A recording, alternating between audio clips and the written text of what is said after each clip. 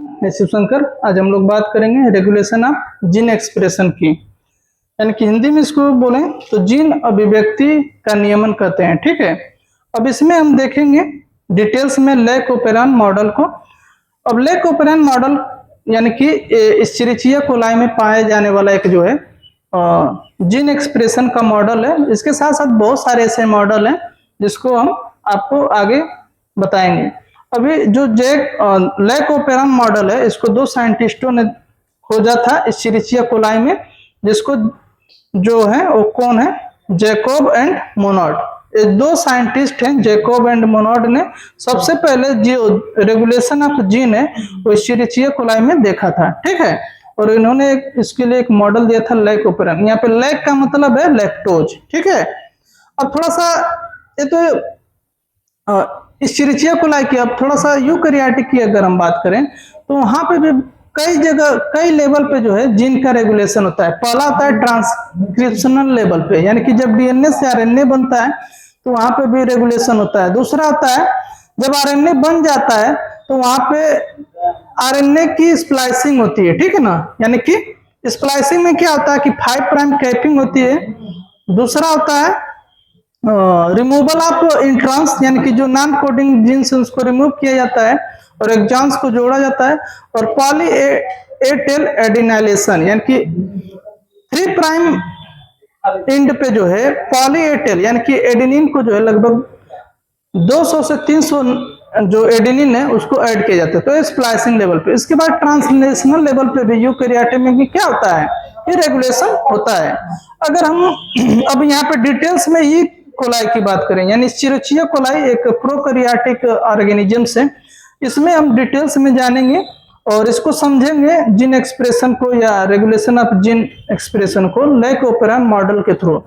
ठीक है, तो यहाँ पे फिगर में आप देख सकते हैं कि डीएनए है और डीएनए में प्रेजेंट जो जीन्स है, ठीक है ना, यानी कि इसको हम जो है रेगुलेटरी जीन्स बोलेंगे यहां से यहां तक, और ये है स्ट्रक्चरल जीन्स। तो रेगुलेटरी जीन में प्रोमोटर, इंड्यूस, देखिए यहाँ पे आई फॉर इनहिबिटर है, ठीक है ना, इंड्यूसर रिप्रेजेंट करेंगे, और यहाँ पे प्रोमोटर और ऑपरेटर। और स्ट्रक्चरल जीन में क्या है, जेड, वाई और ए। ठीक है, अब इसमें क्या है कि जो इस्चेरिचिया कोलाई है, ये जब लैक्टोज प्रेजेंट रहता है तो उस टाइम क्या होता है कि इसमें जो जीन्स का एक्सप्रेशन होता है और ये जो है बीटा गैलेक्टोसाइडेज नामक एंजाइम्स बनाती है और एक लैक्टोज को क्या करता है, ब्रेक डाउन करता है दो मोनोसेक्राइड में, जबकि लैक्टोज क्या है, एक डाइसेक्राइड है, तो इसको मोनोसेक्राइड में चेंज करेगा, जिसको हम बोलेंगे गैलेक्टोज और ग्लूकोज। यानी कि बीटा गैलेक्टोसाइडेज जो है वो क्या कर रहा है, ग्लूकोज और गैलेक्टोज में इसको लैक्टोज को ब्रेक डाउन कर रहा है, यानी कि इसका हाइड्रोलिसिस कर रहा है। ठीक है, यानी कि यहाँ पे हम देखेंगे कि कैसे जब कोई लैक्टोज प्रेजेंट है तो कैसे जीन का एक्सप्रेशन हो रहा है, और वही जब लैक्टोज नहीं प्रेजेंट रहता है यानी प्रेजेंट रहता है तो इस जीन का एक्सप्रेशन नहीं होता है। यानी कि जो जीन्स का जो एक्सप्रेशन है वो फिजियोलॉजिकली और एनवायरमेंटली बेस पे भी क्या होता है, डिपेंड होता है। ठीक है, तो आइए अब डिटेल्स में जो है इस लेक ओपेरॉन मॉडल को समझते हैं। जैसे कि पहले वाले फिगर में देख सकते हैं, इन अब्सेंस ऑफ इंड्यूसर, यानी कि इंड्यूसर क्या है, जब प्रेजेंट नहीं है, इंड्यूसर यहाँ पे क्या है, लैक्टोज है, तो क्या हो रहा है कि जब इंड्यूसर नहीं प्रेजेंट है तो यहाँ पे ट्रांसक्रिप्शन नहीं हो रहा है, यानी कि एमआरएनए नहीं बन रहा है, और ना ही क्या बन रहा है कि इससे कोई मतलब प्रोटीन बन रही है। ठीक है ना, और इसका देखिए कंट्रोलिंग कैसे हो रहा है, यहाँ पे प्रोमोटर है, इंड्यूसर है, और प्रोमोटर और ऑपरेटर है। ठीक है, तो जब प्रेजेंस रिप्रेसर एमआरएनए, यानी कि यहाँ पे क्या बन रहा है, रिप्रेसर बन रहा है। ठीक है ना, रेगुलेटरी जीन से क्या बन रहा है, रिप्रेसर, और ये रिप्रेसर जाके ऑपरेटर पे जब बाइंड हो जाता है, जो क्या करता है कि आरएनए पॉलीमरेज को यहाँ पे ऑपरेटर साइड पे बाइंड नहीं होने देता है, जिसके वजह से इस स्ट्रक्चरल जीन का ट्रांसक्रिप्शन नहीं होता है, ना तो ट्रांसलेशन होता है, और इस प्रकार से यहाँ पे कोई भी जो है एंजाइम्स यानी कि बीटा ग्लैक्टोसाइडेज का निर्माण यहाँ पे नहीं होता है। यहाँ पे थोड़ा सा लिखा गया है रिप्रेसर बाइंड्स टू ऑपरेटर, यानी कि जो रिप्रेसर है ऑपरेटर पे बाइंड हो जाता है और क्या करता है, प्रिवेंट्स आरएनए पॉलीमरेज, यानी कि आरएनए पॉलीमरेज का प्रिवेंट्स यानी कि रोक देता है from the transcribing the operon, यानी कि ट्रांसक्राइबिंग करने से आरएनए पॉलीमरेज को क्या कर देता है, रिप्रेसर रोक देता है जब ऑपरेटर पे बाइंड हो जाता है। और एक कब होता है, जब यहाँ पे इंड्यूसर यानी कि लैक्टोज अब्सेंस होता है, यानी कि लैक्टोज नहीं प्रेजेंट होता है, तब एक कंडीशन होता है। दूसरा जो केस है वो क्या है, प्रेजेंस ऑफ इंड्यूसर, यानी कि लैक्टोज यहाँ पे क्या है, प्रेजेंट है।